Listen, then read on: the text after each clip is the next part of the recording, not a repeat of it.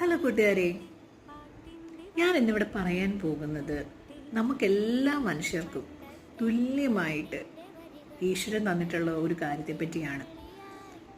ഇനി ഗസ് ആർക്കെങ്കിലും എന്തെങ്കിലും തോന്നുന്നുണ്ടോ?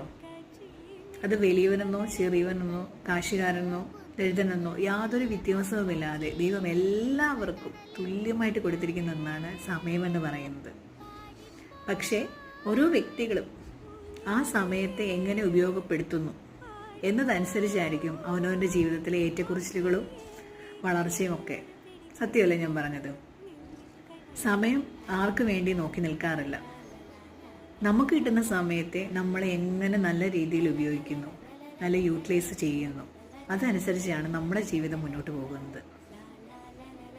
ഇതിനോട് യോജിക്കുന്നുണ്ടെങ്കിൽ വീഡിയോ ലൈക്ക് ചെയ്യുക, ഷെയർ ചെയ്യുക, സപ്പോർട്ട് ചെയ്യുക. അപ്പോൾ എല്ലാവരും സന്തോഷത്തോടെ സ്നേഹത്തോടെ ഇരിക്കും.